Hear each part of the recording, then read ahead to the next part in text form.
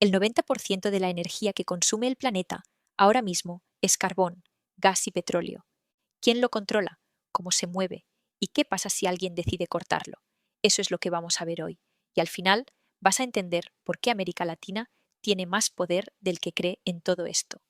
Pero primero, tengamos claro el tablero completo, porque sin eso, nada de lo que viene después tiene sentido.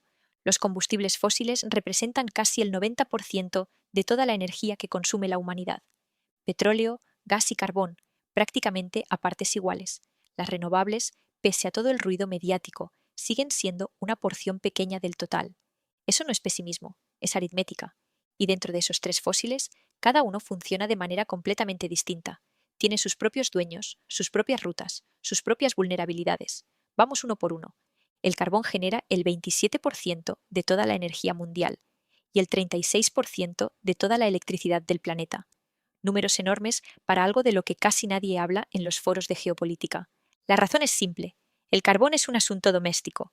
China consume el 51% de todo el carbón del mundo.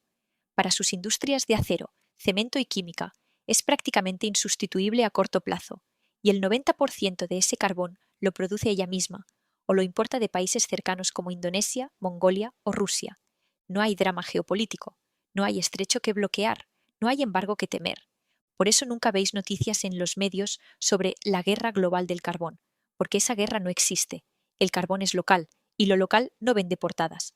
Ahora viene el que sí vende portadas, el que tiene guerras, sanciones y un punto físico en el mapa que puede detener la economía mundial. El petróleo es otra historia completamente distinta. Cada día se producen unos 100 millones de barriles en el mundo. De ellos, 70 millones circulan por el comercio internacional. Es el producto más globalizado, más financiarizado y más politizado de la historia de la humanidad. ¿Quién produce? Oriente Medio lidera con el 30% de la producción mundial. Estados Unidos aporta el 20%. Rusia el 10%. Después hay un pelotón de países secundarios: Canadá, Brasil, Nigeria, Kazajistán. ¿Quién consume? Los dos grandes glotones son Estados Unidos con el 19%, unos 19 millones de barriles diarios, y China con el 16%.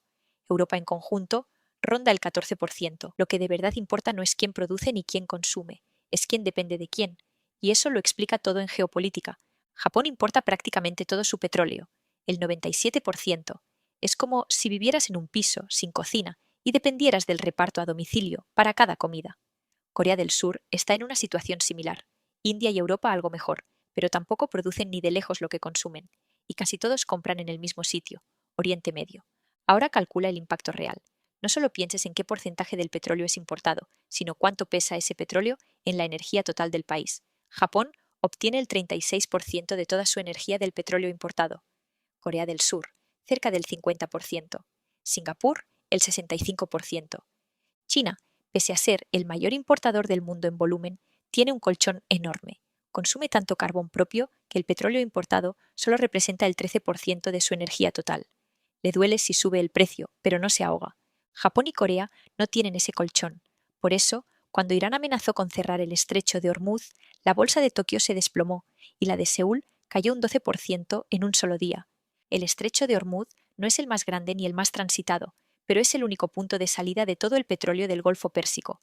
Ciérralo, y 20 millones de barriles diarios se quedan bloqueados. El mercado lo nota en horas. El precio sube en todo el planeta, no solo en Asia, porque el petróleo no tiene fronteras, es un mercado global, y un shock en cualquier punto se transmite a todos a la vez. El gas es el más interesante de los tres, porque está justo en medio de una transformación. Hasta hace poco era un asunto de gasoductos y vecinos. Ahora mismo se está convirtiendo en otra cosa. Sus dos superpotencias de producción son Estados Unidos y Rusia, muy por encima del resto. Los grandes exportadores son los sospechosos habituales: Estados Unidos, Rusia, Qatar, Australia, Noruega. Pero hay uno que sorprende: Argelia. Lleva décadas exportando gas a Europa por gasoducto, y casi nadie lo menciona. El tipo callado de la clase que siempre saca buenas notas. El problema histórico del gas ha sido el transporte. No puedes ponerlo en un barco como si fuera petróleo. Necesitas o un gasoducto, caro, fijo, políticamente complicado, o convertirlo en gas natural licuado, el famoso LNG, enfriarlo a 160 grados bajo cero y transportarlo en barcos especiales. Hoy, solo el 20% del gas natural del mundo se comercia internacionalmente. El resto se consume cerca de donde se produce. Eso hace que las crisis sean más regionales.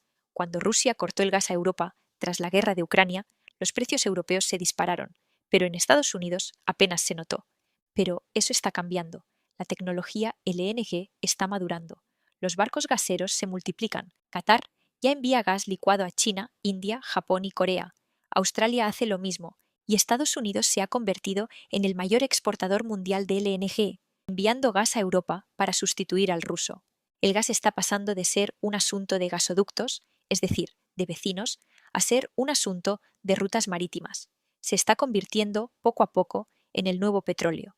Y aquí viene la parte que más sorprende a la gente cuando la escucha por primera vez. Un coche eléctrico parece la solución limpia a todo, sin petróleo, sin guerras por el Golfo Pérsico, sin estrechos de Hormuz. Pero hay un problema. Para fabricar ese coche necesitas minerales, muchos minerales, y esos minerales tienen sus propios dueños, sus propias rutas y sus propias guerras. La Agencia Internacional de la Energía estima que en 2050 el 60% de la energía mundial seguirá siendo de origen fósil. La transición es real, pero es lenta. Los combustibles fósiles no van a desaparecer en una generación. Y mientras tanto, la verdadera batalla por las renovables no se libra en los tejados con paneles, se libra en las minas. Cada mineral tiene su propio dueño. El cobalto, Congo; el níquel, Indonesia; las tierras raras. China las controla no porque las tenga todas, sino porque domina el procesado. Eso es poder real. Y luego está América Latina. El cobre, el material que conecta literalmente todo en un coche eléctrico, desde el motor hasta el cargador, viene principalmente de Chile y Perú. Y el litio, que es la gasolina de la batería, está concentrado en Argentina, Bolivia y Chile, lo que se llama el Triángulo del Litio, más de la mitad de las reservas mundiales. El carbón es local y estable, el petróleo es global y explosivo, el gas se está globalizando, y las renovables van a desatar una carrera por los minerales que ya ha empezado. Japón y Corea son los más vulnerables en este tablero. China tiene más margen del que parece. Europa diversifica, pero depende, y América Latina tiene algo que muy pocos tienen, las materias primas del siguiente capítulo. Durante décadas, tener petróleo bajo los pies fue sinónimo de poder. Las próximas décadas, tener litio y cobre va a serlo igual, y América Latina los tiene. La pregunta no es si el mundo los va a necesitar. La pregunta es quién va a poner las condiciones. Eso da para otro vídeo entero, y lo haremos. Suscribíos si queréis seguir entendiendo Asia desde dentro.